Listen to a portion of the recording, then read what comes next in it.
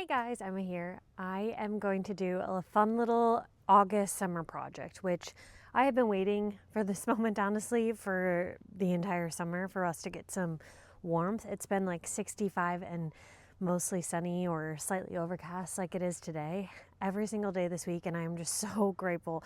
I honestly feel like I'm like coming alive again. It has brought me so much joy, and it's just so easy. Like, I feel so motivated when the weather is nice to go walk every day, to get out in the garden, to do chores like outside, and it's just like really inspiring. And it just made me think about how June and July I was waiting for this. I wanted this, and I just wasn't getting it here in Sika. So maybe some inspiration for next summer if the weather is bad in June, just plan some trips to get out of here and go somewhere that is lovely, because I just really need that for my mental and emotional health. But I am out here in the garden today, and I want to show you some strawflowers that I grew from seed. Here is my lovely little patch of strawflowers. I started this patch of strawflowers from seed in the greenhouse, I want to say in April, May, sometime end of April, beginning of May. And for the longest time, they were maybe 3 to 4 inches. And then I finally, in July, popped them out into the garden bed. As soon as I popped them out here, you guys, they just took off. And like, I think this one probably, like some of these ones and the ones that are flopping over because they're so tall and so heavy, like I didn't realize that strawflowers were something that probably needed to be staked. And also, they're probably at least 3 creeping up on 3.5-foot tall flowers, which is just incredible. Now, this was just a mixed variety of strawflowers. So you can see there's like orangey reds, there's pinks, there's whites, there's this beautiful butter yellow, some more varieties of pinks and stuff. And then I also have a random snapdragon that's just living in here.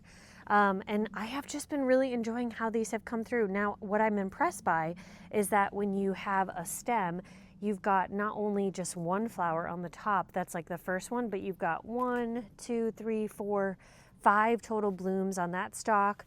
This one here, we've got 1, 2, 3, 4, 5, 6. So you get like a lot of bang for your buck. And now what I love about these is the sound. Listen to that. Isn't that just so fun?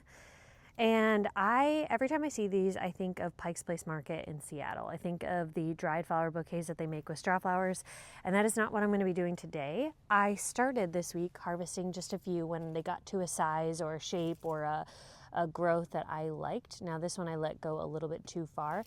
But what I'm going to do is I'm going to take my clippers here and I'm just going to cut off all the ones that are ready. We're not going to cut anything that's not ready like this or like this. We're going to wait till those pop out a little bit more. But we're going to cut off probably this one because I like the shape and just like variety of that. We're definitely going to do this one. Not going to do any of these pink ones. We've got some back here that are done, maybe 1 or 2 pinks. And what I'm going to do is we're going to lay them out in the sheet pan to dry. But we're also today going to get out a needle and thread and we're going to start to string them together.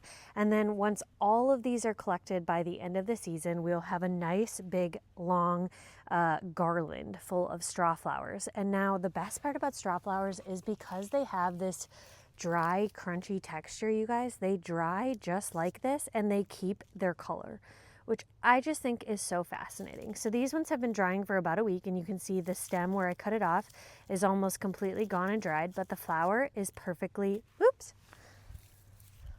intact. So what we want is a variety of different openness. We want a variety of color, and we're just going to make a beautiful garland. I've looked at some other projects people do with strawflowers.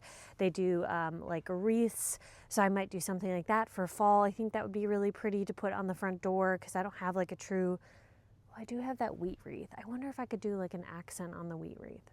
Side note. Today we are just going to try garland. So we're just going to collect as many that we think are ready and open enough to be harvested. We're going to use the 4 that we've already collected, and we're going to go get a needle and a thread, and we're going to make a cute little garland. I'm just going to show you what it looks like. And then over the next 2 months, I'll just slowly keep harvesting them as they look done. And then we will make a big garland, and I will do a repost and show an update on it once I get all of these harvested, because obviously there is tons that are not quite ready yet. So let's get started on harvesting some.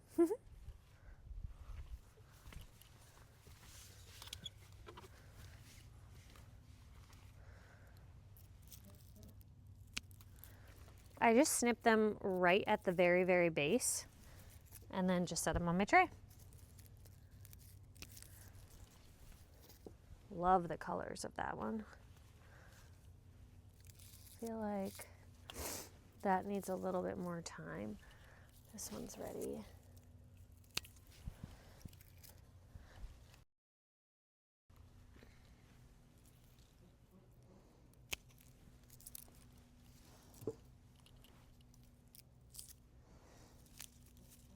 Okay, I'm realizing that a lot of these are just not quite there yet, but they will be in a couple weeks once they pop open a little bit more.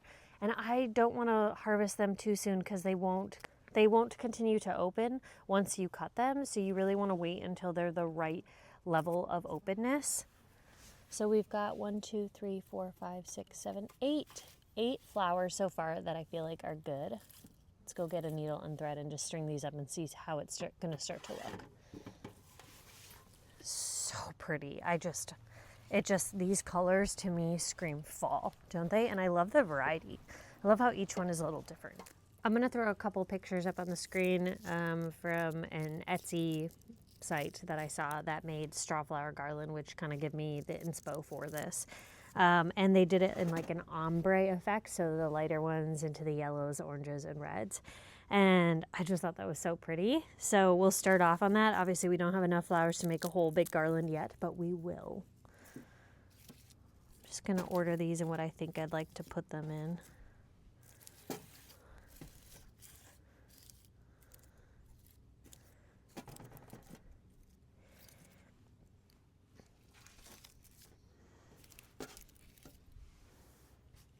Do we like that?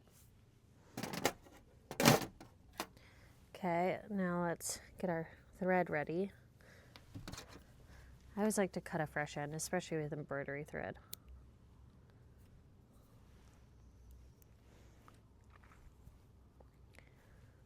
And I lick the ends. I know that might be gross, but I don't care. Thread my needle. Here we go. I'm just gonna leave this excess since we're gonna keep working on this project. I'm just gonna start off with my pinks here. I feel like I should do this one first. I'm gonna poke right in the back next to the stem here, as close to centered as possible, and I'm gonna try not to stab myself. Once the needle pops out, I'm just gonna push this through, just like that, and just keep stringing them along.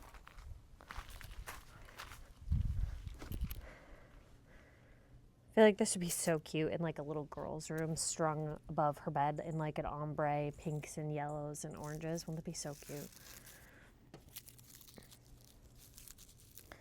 I have a couple nieces and, ow. I said I wasn't going to stab myself and then I did it anyway. I have a couple nieces who I feel like would just like love a Strawflower garland. So this has inspired me. I definitely think based off of how easy they were to germinate and grow, like I had at least 20 that I started from seed. I think next year I'm going to do like 50 of them and just have like a half bed full of Strawflowers so that I can just make more and more garlands and make them maybe for gifts as people for the fall too. I think that would be really sweet. And maybe I'll experiment with doing a wreath or something as well as I get better, since this was only my first ever attempt at growing Strawflowers, but I'm a fan. They're just so cute and so fun, and I just love the crunchy effect.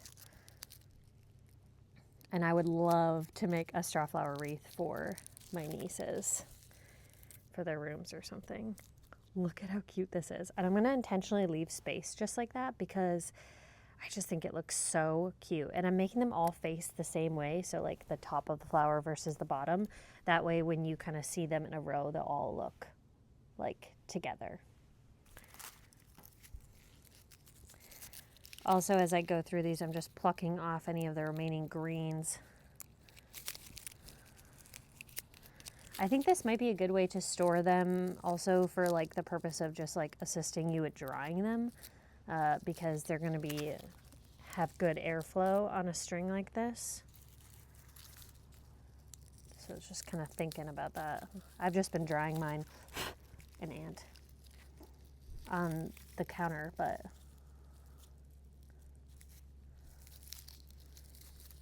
I think this will be great. Oh. It's like, I love when you can do arts and crafts as an adult, like just casually on a Saturday morning, which it is today. Hopefully this bigger one isn't too far gone because the center's relatively soft. We'll see how it dries. If I need to pluck it off, I could. Last one that we have ready.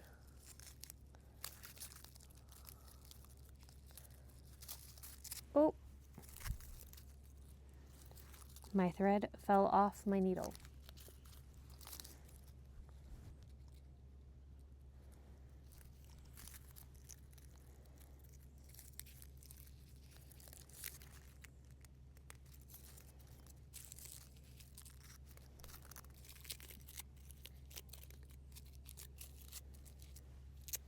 Okay, here is our Strawflower garland, the start at least.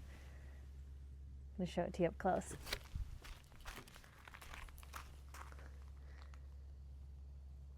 How pretty is this, you guys? Is it irrational how obsessed I am? I don't think so, because it's just so cute. And the ombre, thank you for the Etsy person who made these, who inspired me, because oh my God. Okay, so I know this is a little anticlimactic because it's just the tiniest little garland right now, but we will just keep working on this. I've got at least 24 flowers still to go that are just on their way to being fully opened. And so in the next month or so, we'll just keep harvesting and I'll just keep adding to this garland. And then I will probably post on my Instagram or a short reel on the YouTube to let you guys know how it turned out. But thanks for watching. Hope you guys enjoyed it. See you later.